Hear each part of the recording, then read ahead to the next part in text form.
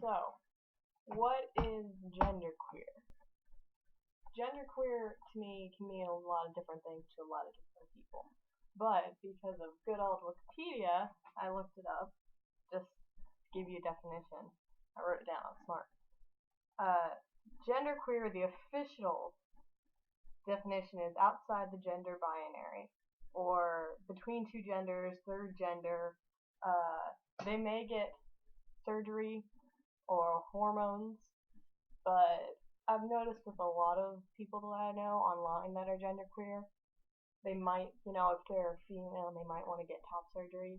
But I know a lot of them, they don't want to get bottom surgery, and most of them don't want to do hormones. But that's not saying that's general for everybody.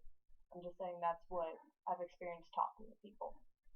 Um, the best way I can tell genderqueer for me is by telling you how I came to find that I'm genderqueer. And this might be a little long, and it flops back, so you're gonna have to listen. But I guess it was junior year that I found the word genderqueer. Because I had known since like seventh grade that I was gay. There was no doubt that I was gay. I took the stepping stone though and went, oh, I'm bisexual. Yeah, no, Haley, you're not bisexual.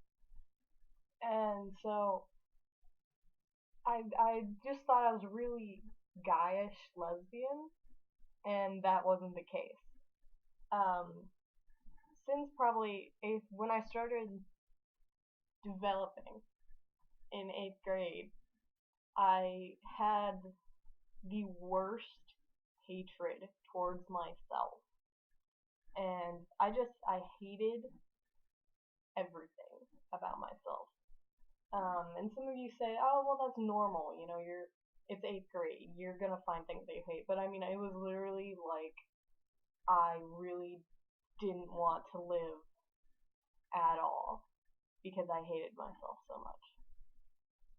And so I would wear what I thought the problem was I was wearing these t-shirts and these band t-shirts and everything else, and I was like, maybe I just need to be more girly. Maybe that's the problem.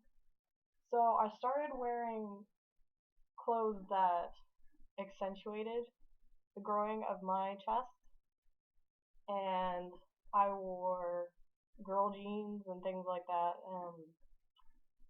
I did my hair. I started wearing a little bit of makeup, not much, because my parents are very strict on makeup and hair dyeing. Like I wasn't able to dye my hair until I was 16. But it didn't help the feelings that I felt, and I didn't know why, because I was like, all my other friends, switch up a few clothing, get maybe a haircut, and they feel great. They're like, oh yeah, it's finally I look like a girl and not some boy who is just a little curvy. Because, eighth grade, everybody's going through puberty in eighth grade. Or they have already gone through it. And I didn't understand why when I looked at the guys and I saw their voices getting deeper and their shoulders broadening, and I didn't understand the envy that I had towards them. But I came to understand that later. And then it hit about freshman year. I was like, I'm done being girly. This is not me. I hate doing this. I started wearing, because my mother would always shop for like hoodies and stuff in the guys section, because come on, guys' hoodies are just 10 times better than girls, you have to admit it.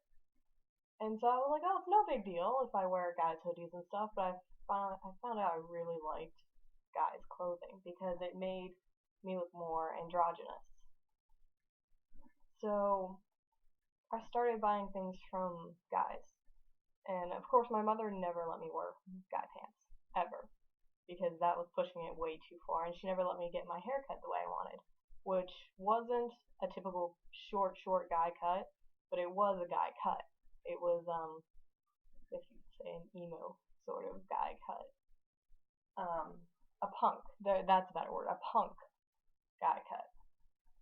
And so I kind of still had problems. And so started wearing guys' clothes and I liked it. I loved it a lot. I mean, my self-esteem went shooting up. And I still really didn't know what this meant. I just knew that I was probably a really butchy lesbian without the short hair. And I sometimes had femme moments where I kind of liked my chest. I kind of liked wearing girl clothes. And so that continued on through to my sophomore year. In my sophomore year, I changed, and I was like, you know what? I'm done wearing Hot Topics and everything. I get picked on for wearing Hot Topics and my band shirts, and I get picked on for wearing more black than is socially acceptable.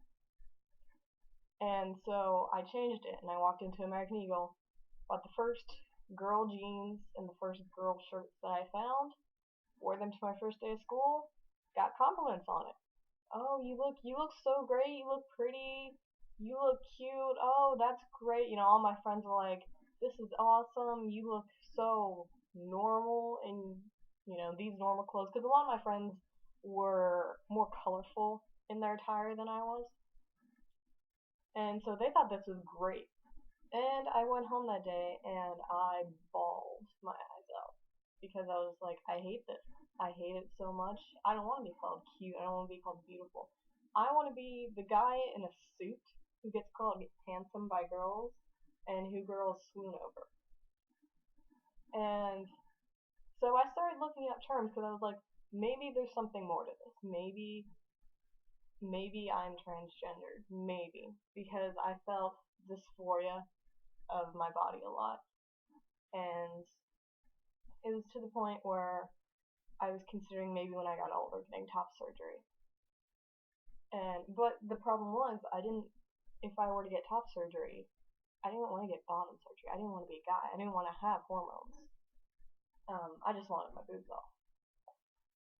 And so I started looking up terms, and I looked up the term transgender and everything, and there were some things that I agreed with and that matched me, but then there was other things where it's like, that's not me at all. And some of those things were the big points that were like, oh, this is, you know, you're transgendered if you think this way. And it was like, oh, I don't feel that way.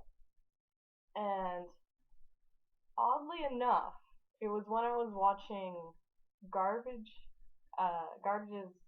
androgynous music video.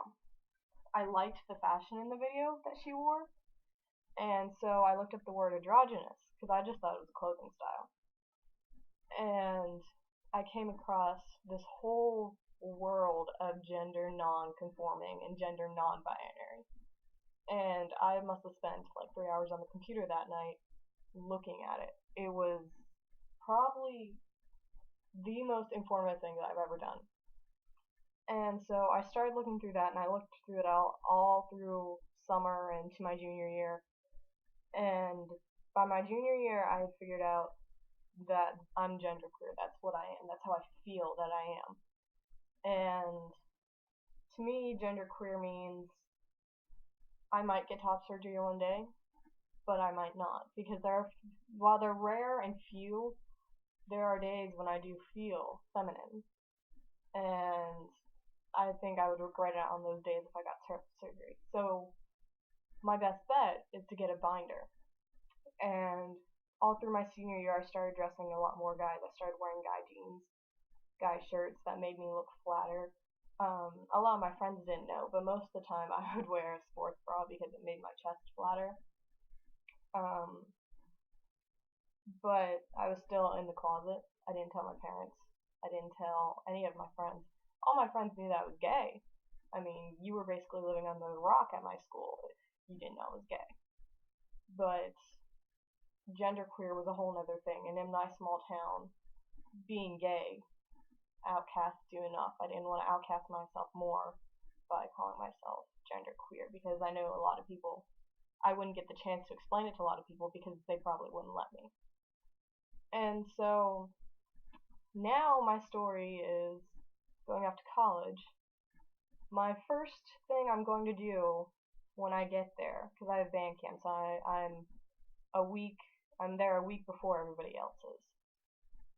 The first thing I'm going to do is set up an appointment, get my hair cut, and get it and cut it in the way that I wanted to do for years, because my hair now is still really curly and I hate it, but my parents, they're very strict. They do not want me to have a boy haircut. That's not how it goes in my family. And I'm going to save up to get a binder.